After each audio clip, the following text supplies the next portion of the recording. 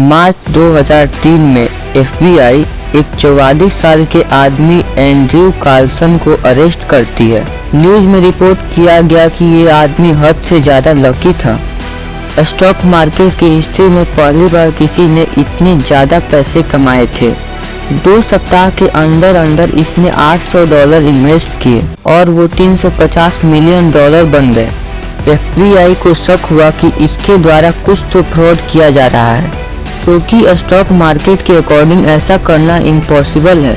उसे अरेस्ट करने के बाद जब इन्वेस्टिगेशन की गई तो उसने पुलिस को बताया कि वह एक टाइम ट्रेवलर है और वह ईयर 2256 से आया है। इसी के कारण उसे पता था कि स्टॉक मार्केट में कौन सा स्टॉक ऊपर जाएगा और कौन नीचे। इस पर पुलिस को लगा कि ये पक्का झूठ बोल रहा है और पुलिस इस केस को अपने हिसाब से इन्वेस्टिगेट करने लगी। लेकिन पुलिस को ऐसा कोई भी रिकॉर्ड नहीं मिला जो ये प्रूव कर सके कि एंड्रयू कार्लसन उस समय ईयर 2002 के पहले एग्जिस्ट करता था। उसने पुलिस को कुछ ऐसे इंसिडेंट्स के बारे में बताया जो जल्द ही फ्यूचर में होने वाले थे। उसने पुलिस से कहा अगर वे उसे जाने दे तो वो उन्हें एड्स को ट्रीट करने का मेथड बताएगा। उसने यूएस के द्वारा इराक पर होने वाले इन्वेजन की एग्जैक्ट डेट भी बताई। उसने पुलिस को बताया कि वो पहले भी कई बार टाइम ट्रेवल कर चुका है। अगर वे उसे जाने दें तो वो उन्हें टाइम मशीन की फोटोग्राफ भी प्रोवाइड करेगा। कुछ दिन बाद एक सीक्रेट पर्सन ने $1 मिलियन देकर एंड्रयू को बेल दिला दी।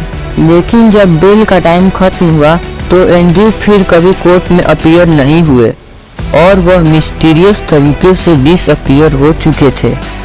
क्या वो सच में एक टाइम ट्रेवलर थे? क्या टाइम ट्रेवल रियल में पॉसिबल है?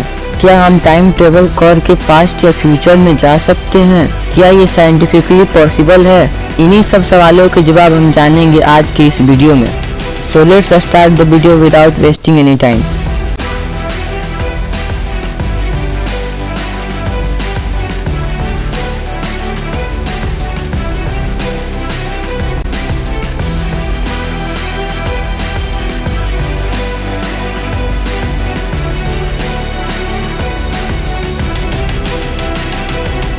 सबसे पहले हम फ्यूचर में टाइम ट्रेवल करने से शुरू करते हैं।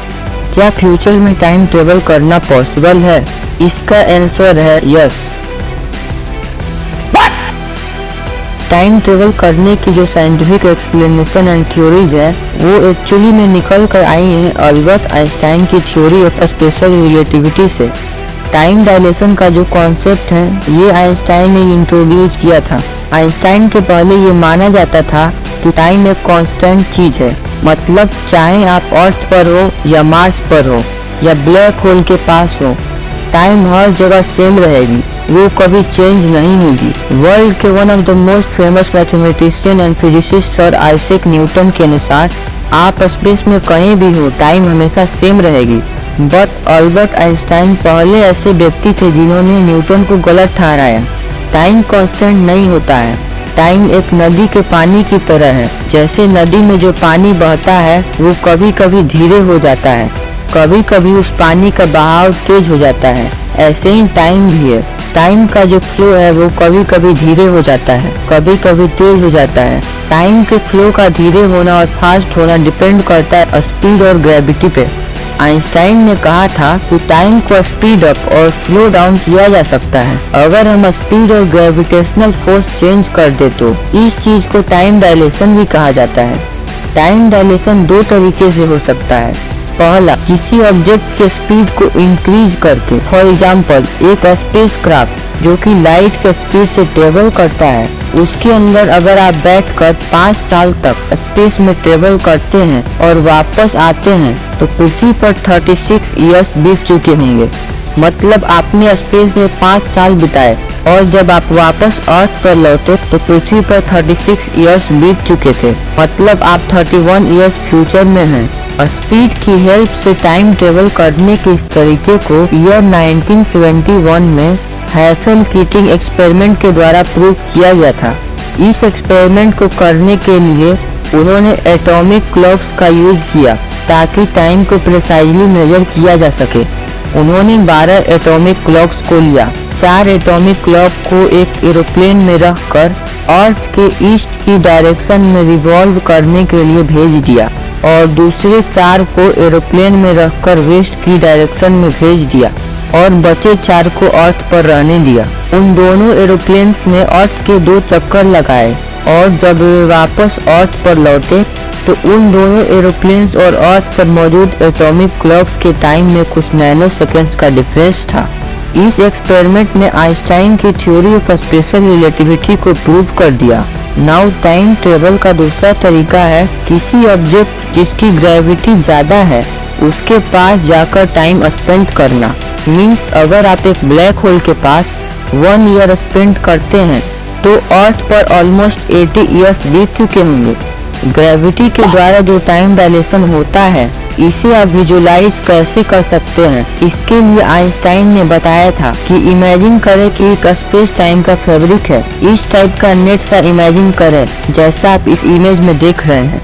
इस नेट पर जितने भारी प्लैनेट या स्टार को रखेंगे उतना ही ये नेट नीचे की ओर फोल्ड होगा। जितना ज्यादा मास एक ऑब्जेक्ट में होगा उतना ज्यादा ही उसका ग्रेविटेशनल फोर्स होगा।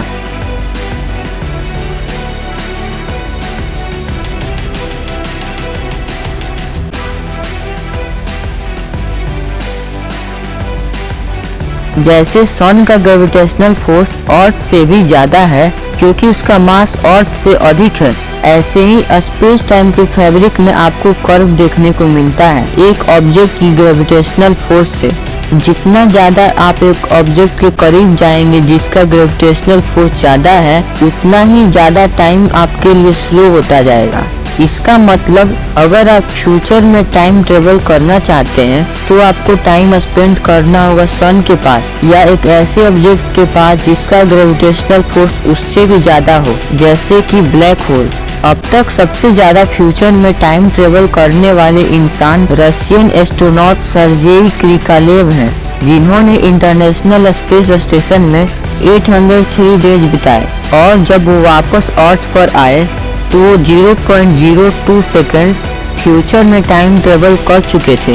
Now let's get forward and see can we time travel in past. Einstein के थ्योरी ऑफ स्पेशल रिलेटिविटी के अनुसार पास्ट में टाइम ट्रेवल करना इम्पॉसिबल है, बट हम पास्ट में टाइम ट्रेवल तो नहीं कर सकते लेकिन हम पास्ट को जरूर देख सकते हैं। ऐसा हम लाइट की मदद से कर सकते हैं। किसी भी ऑब्जेक्ट द्वारा इमिट की जाने वाली लाइट की मैक्सिमम स्पीड 3 लाख किलोमीटर पर सेकंड होती है। अगर हम सन की बात करें तो सन द्वारा इमिट की गई लाइट को अर्थ तक पहुंचने में ऑलमोस्ट 8 मिनट्स का टाइम लगता है।